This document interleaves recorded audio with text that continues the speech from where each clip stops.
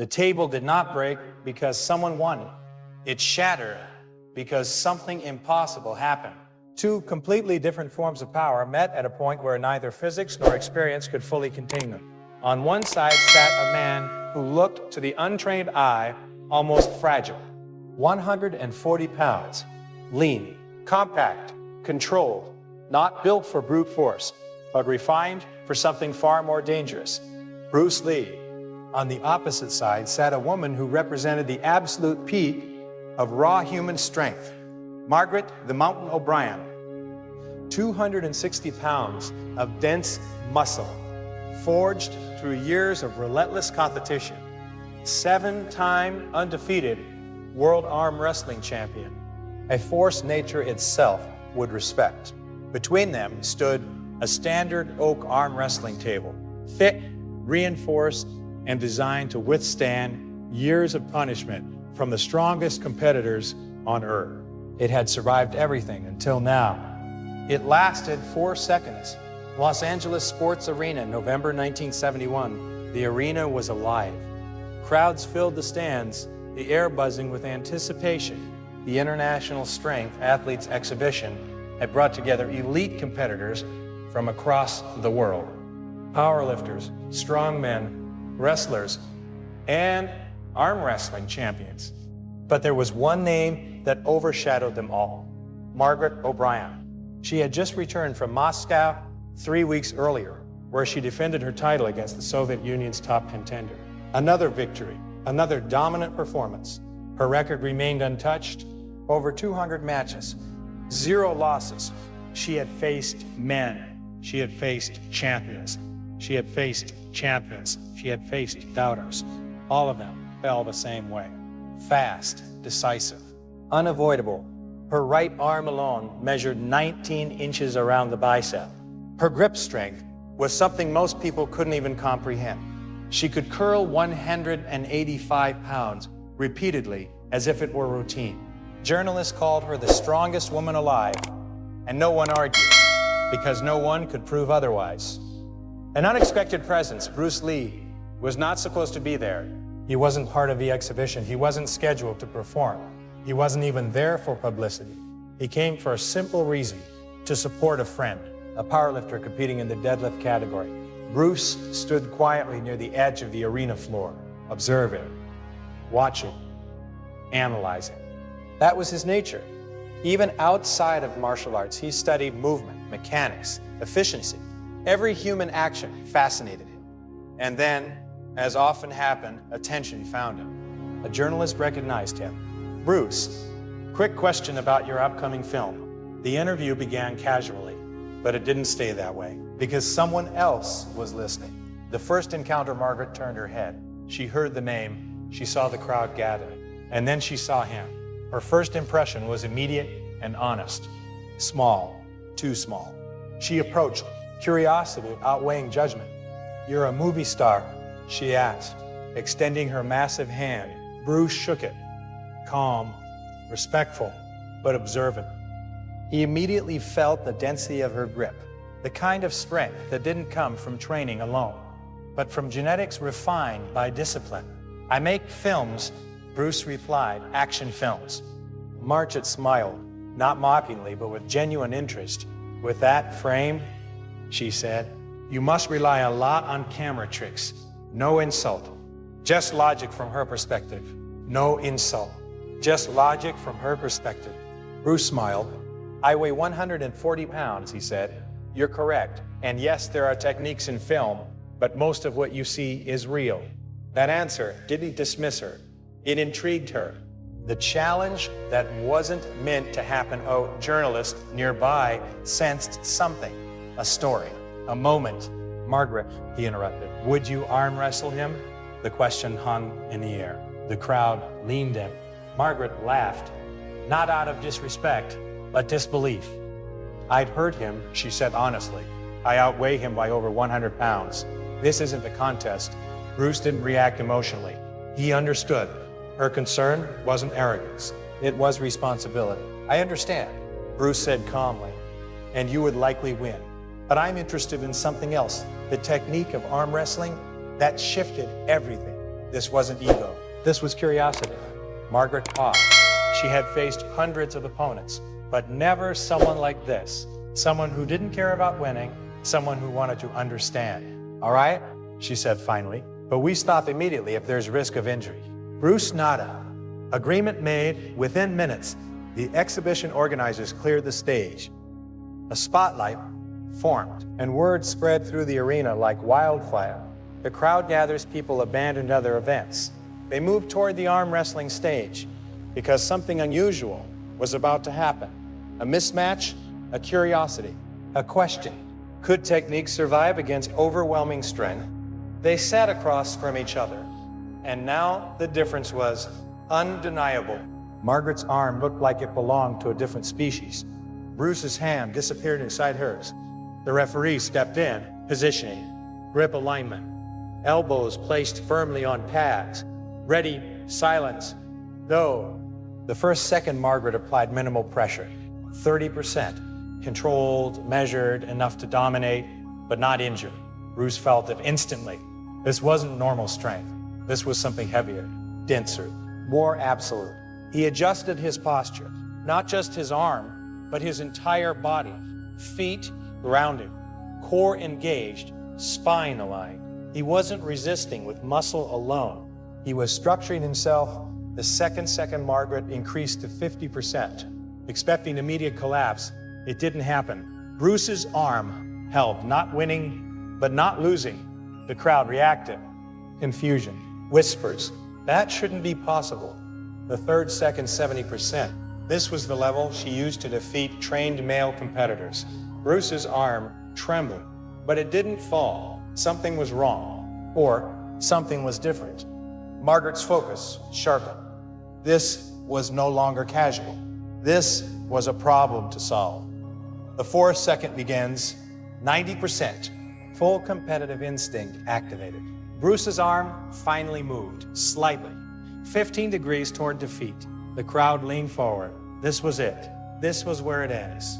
But then Bruce changed something. Not force, not strength, angle, a subtle shift in his wrist, a slight adjustment in his shoulder, a redirection of energy.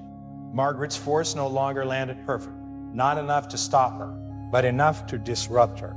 And then a table made a sound, a low, unnatural creak. Something beneath them was beginning to fade. The sound was subtle. At first, a faint creak. So quiet that only those closest to the table noticed it, but to the trained ear of the referee, it was wrong, very wrong. Hold your position, he warned, his voice cutting through the rising tension. But neither competitor moved, because in that moment, both of them were fully locked into something far deeper than a simple contest. Pressure beyond limits. Margaret could feel it now. Resistance, real resistance, not the kind she gave beginners, not the kind she expected from someone half her size. This was structured, calculated, and knowingly effective. Her expression changed. The casual curiosity was gone. Now there was focus and something else, determination. She increased her force again. 90% had not been enough, so she pushed to 100. Full strength, the same level she used in championship matches, the same force that had crushed over 200 opponents. This was no longer a demonstration. This was a test. Bruce's realization. Bruce felt the shift instantly. This was it, the limit, the point where structure alone would not hold. His arm dipped slightly further, another few degrees, closer to defeat, closer to collapse. But Bruce Lee was never just reacting. He was analyzing, even in the middle of chaos. He understood something critical in that exact moment. He could not win by resisting, not against that kind of raw power, not directly. If he continued to oppose her force, one of two things would happen. His arm would fail, or worse, it would break. So instead of fighting harder, he made a decision that no one in the arena expected. The release he let go, not completely, not visibly, but internally. He stopped resisting the force in the way Margaret expected. Instead of pushing back, he redirected. He allowed her energy to travel, to continue, to overcommit. At the same time, he shifted his entire body alignment. his shoulder rotated. His torso adjusted. His center of gravity dropped. What looked like weakness was actually control. What looked like surrender was strategy. The moment everything failed Margaret, now fully committed, drove her strength downward, her entire body engaged. Legs pressing int. Oh, the ground. Core tightening. Shoulder locked. Arm delivering maximum power. But the resistance she expected was no longer there in the same way. Instead of meeting a solid wall, her force traveled further, faster, more violently. And it had nowhere to go. Because Bruce's redirection didn't cancel her power, it altered its path. Now, two different forces collided inside the same space. Margaret's downward, overwhelming strength, and Bruce's angle redirected structure. The table caught between them became the weakest point in the system. The brake cracked. The sound exploded through the arena. Loud, sharp, unnatural. For a split second, no one moved. No one breathed. Because what they saw didn't make sense. The thick oak surface split clean down the middle, right between their locked hands. Not chipped, not bent, broken. Collapsed the table, gave way instantly. Both competitors lost their base. Still gripping each other's hands, they fell forward with the collapsing structure beneath them. Wood splintered, metal supports twisted. The platform shook, and then silence. 3 full seconds of absolute silence, as if the entire arena had frozen. Shockwaves through the crowd, then chaos. People stood up, shouting, pointing, trying to understand what they had just witnessed. Some thought it was staged. Some thought it was staged. Others thought the table was defective. But those who were close enough, those who saw the moment of impact, knew the truth. That wasn't an accident. Knew the truth. That wasn't an accident. That was force. Aftermath on the floor, Margaret released her grip first. Slowly, carefully, her eyes locked onto the broken table. Her expression was something rare. Not pride, not frustration, confusion, deep, genuine confusion. I've competed for 12 years, she said almost to herself. 40 countries, over 200 matches. She shook her head slow. Idly. Never has a table broken. Across from her, Bruce sat up, calm, controlled, but clearly affected. He rotated his shoulders slightly, checking for damage. There was impact, there was strain, but no injury. Then he looked down at the table, not with shock, but with curiosity, as if he were studying an experiment, understanding the impossible, I think. Bruce began slowly. We created a force that the table wasn't designed to handle. Margaret looked at him, listening. You were generating power in one direction, he continued, and I redirected that force through a different angle. He tapped the broken wood lightly. The table absorbed both. Buff. And it failed. This wasn't an excuse. It wasn't theory. It was observation. Pure and precise. Officials step in by now. Organizers had rushed onto the stage. Concern spread quickly, not about the competitors, but about what had just happened. The table wasn't cheap. It was professional grade, imported, specially designed, cost $1,200, and now destroyed. Coaches followed. Margaret's coach immediately checked her arm, rotating it, testing for strain. Everything held, no damage. Bruce's friend, Dave, helped him to his feet. Are you okay? He asked. Bruce nodded. I'm fine. But his eyes remained on the table, still analyzing. But his eyes remained on the table, still analyzing, still thinking. The referee's decision, the referee stood nearby, frozen for a moment, because there was no rule for this, no guideline, no precedent. He had officiated for 20 years. He had seen injuries. He had seen injuries. He had seen knockouts. He had seen dominance. But this, never. He stepped forward, took a breath, and raised his voice so the arena could hear. Due to equipment failure. A pause. The match is declared null and void. Murmurs spread. No winner, no loser. Another pause. But I will say this. He looked at both competitors. I have never seen anything like what just occurred. A shift in respect. Margaret stood up fully. Now she walked toward Bruce. But this time, there was no assumption, no judgment, no underestimation. She extended her hand again, but this handshake was different. I owe you an apology, she said, her voice steady. Honest, I thought you were just a movie star. She glanced at his frame briefly. And I thought your size meant you couldn't generate real strength. She looked back into his eyes. I was wrong. A pause. That wasn't just technique. That was power. Bruce's response. Bruce took her hand, firmly, respectfully, but without ego. Your strength is real, he said, and it's exceptional. He meant it. There was no flattery, just truth. I wasn't trying to beat you, he added. Margaret raised an eyebrow slightly. Then what were you doing? Bruce smiled faintly. Then what were you doing? Bruce smiled faintly. I was trying to understand you. Two philosophies meet that answer changed everything. Because in that moment, this was no longer about a match. It was about two completely different systems of strength. Margaret represented mass, leverage, direct force. Bruce represented efficiency, structure, redirection. Neither was wrong, but neither was complete. And for 4 seconds, they collided. The beginning of something bigger around them. The chaos continued. Organizers argued. Journalists rushed forward. Cameras flashed. Questions shouted from every direction. But in the center of it all, two competitors stood calmly, not as opponents anymore, but as students of something neither had fully understood before. And on the ground between them lay the evidence. A broken table, split by something greater than strength alone. The noise didn't stop for hours. What had started as a simple exhibition match had turned into something no one in that arena could fully explain. Reporters rushed to telephones.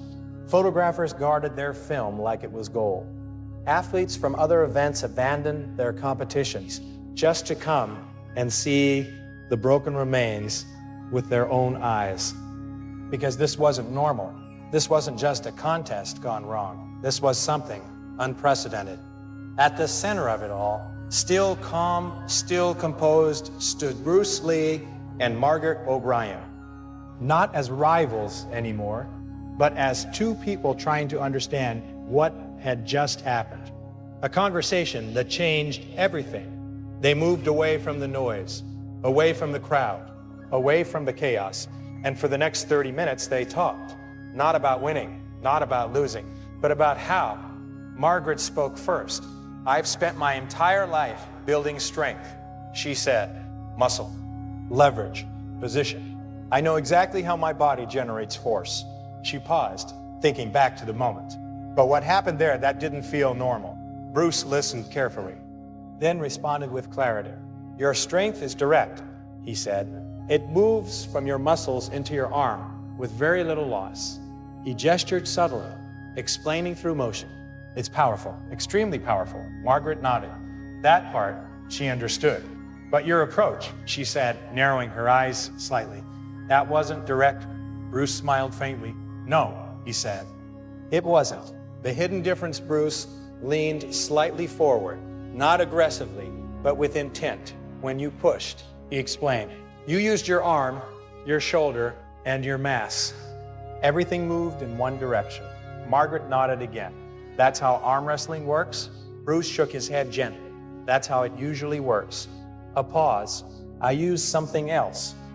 Margaret crossed her arms. Explain.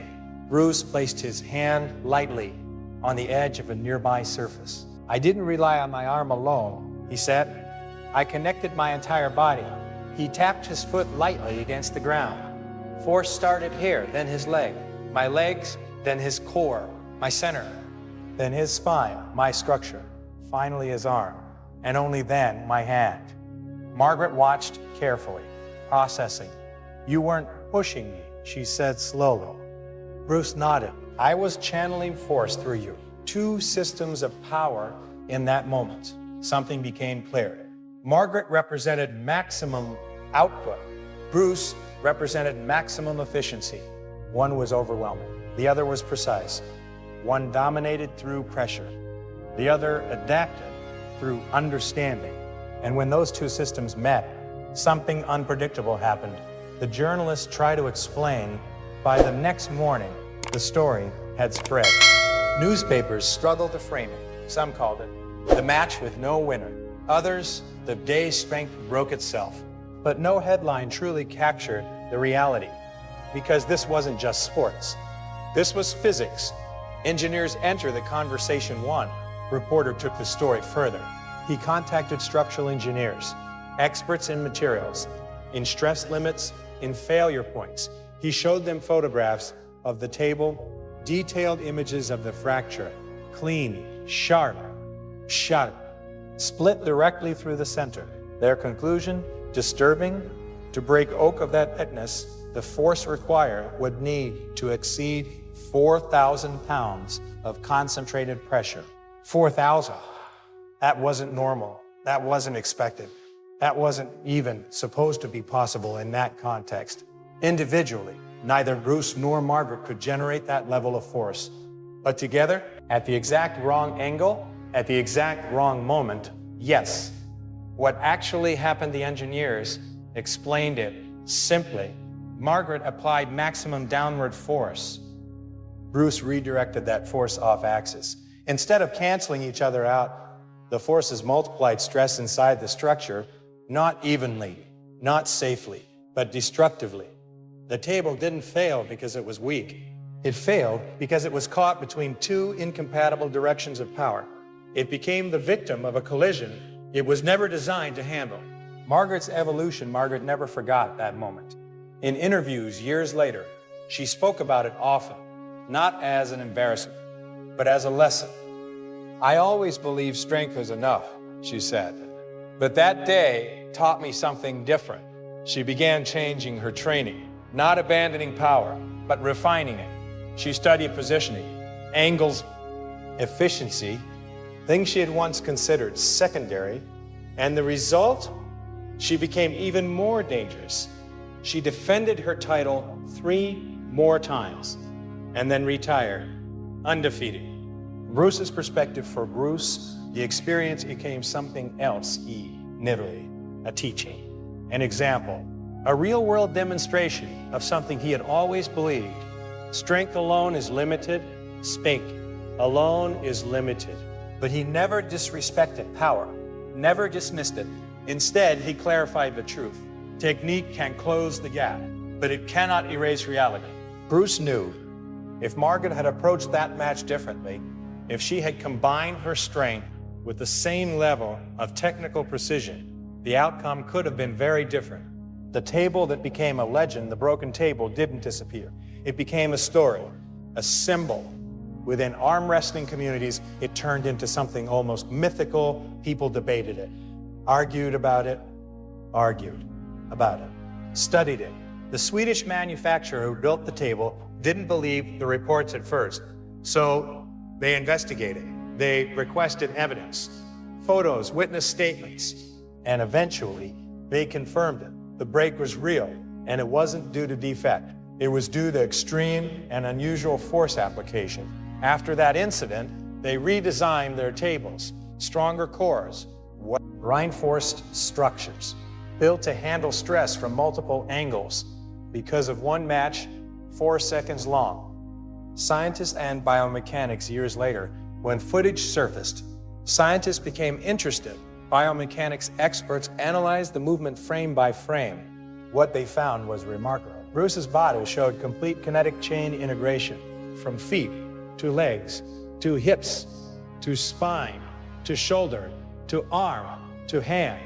Every part of his body contributed to a single direction of controlled force, something rarely seen outside elite Olympic-level athletes. Margaret, on the other hand, displayed perfect mechanical advantage, her leverage, her structure, her mass, all optimized for maximum output. Both were operating at elite levels, but in different systems. And when those systems collided, they didn't cancel, they combined. The real meaning of that day, November 1971, one table, 2 competitors, 2 philosophies, and one impossible result. the match lasted 4 seconds, but the impact, decades. Margaret proved that raw strength, when trained to its peak, can dominate almost anything. Bruce proved that technique, when mastered completely, can challenge even the greatest physical advantages. But together, they prove something greater. The final truth power is not one thing. It is not just muscle. It is not just technique. It is not just size. It is the interaction of all of them. And sometimes, when different forms of power collide in the wrong way, the result isn't victory. It isn't defeat. It isn't defeat. It's destruction. The legacy that day didn't crown a winner. It didn't define a champion. It created a question that athletes, scientists, and thinkers still explore. What truly defines strength? Is it how much you can lift, or how efficiently you can use it? Is it size, or understanding, or something deeper? One final image, imagine it. The moment frozen in time, two hands locked together, one built for mass, one built for mastery. A table between them, trying to hold both worlds at once, and failing. Because in that moment, it wasn't just wood that broke. It was a limitation, a belief, an assumption,